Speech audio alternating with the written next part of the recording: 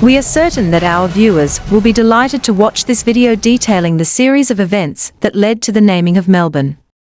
This video is based on an interview published in the monthly Austral Asian Sketcher with pen and pencil on the 21st of September, 1886.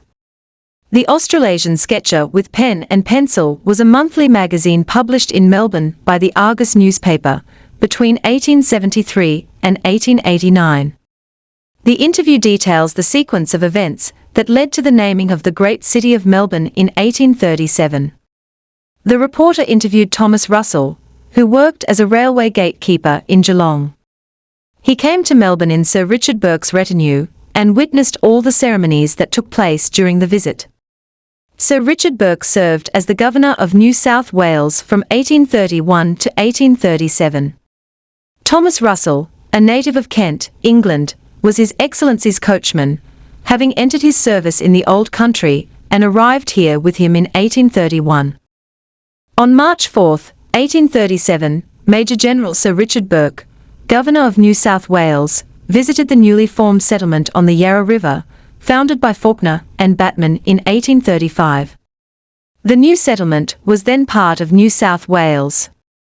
During that visit, His Excellency gave the name of Melbourne to the settlement, formally approved the plan of the town, and named its principal streets.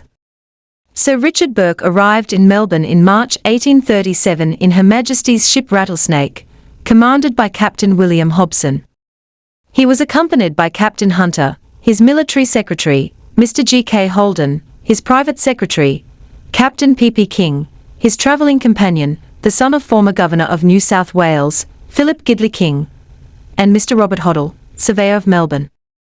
In 1836, the northern and western interior of the colony of Victoria had been explored by Major Mitchell and named by him Australia Felix.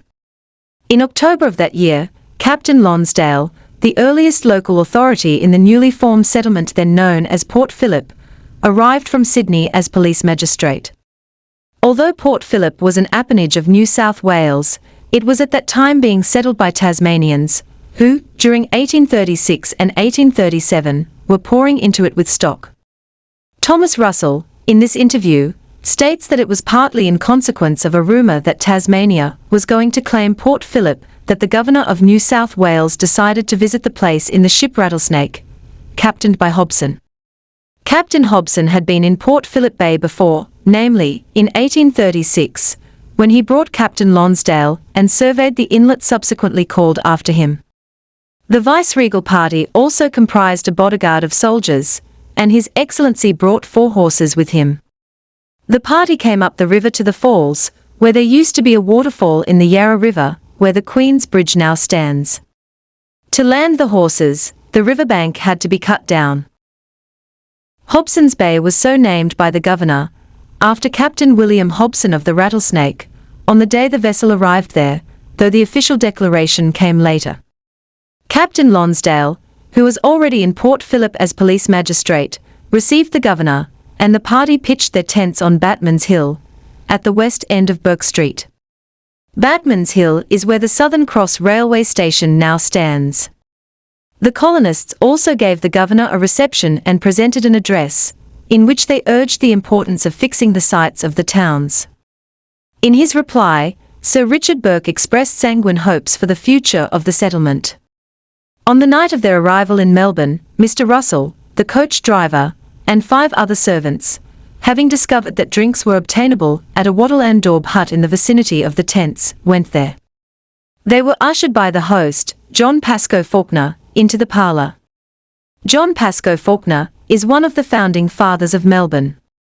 Brandies were ordered all around, and Russell tendered a £1 Sydney note. Faulkner counted the party, pocketed the note, and said, 6 threes is 18 shillings, and 2 shillings discount for a Sydney note. That is right, gentlemen. At around 2 o'clock on the 5th morning after their arrival, a severe earthquake shock was felt. Most of the party had never experienced such a thing before and ran out of their tents. Russell remembers seeing the Governor peep out from his tent and hearing him say it was an earthquake. Later in the day, a party came up from the Rattlesnake, lying in Hobson's Bay, and reported that there had been a great commotion in the waters, and that the vessel had drifted more than 100 yards. The shock led the governor to express doubts as to whether it would be safe to build a town here, as earthquakes were causing much apprehension in New Zealand at the time. However, no repetition of the shock occurred. Most probably on the 26th of March, the governor started for a trip into the interior and on to Geelong. Russell was one of the party, which was under the guidance of William Buckley, the wild white man. Buckley had had an extraordinary career.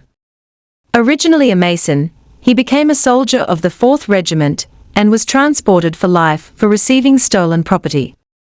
He had served with his regiment in Holland, where he had been wounded in the right hand.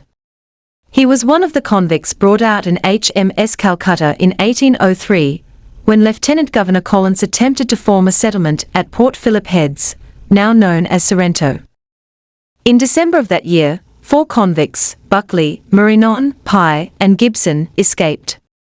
However, Gibson returned to the camp next month in a very exhausted state.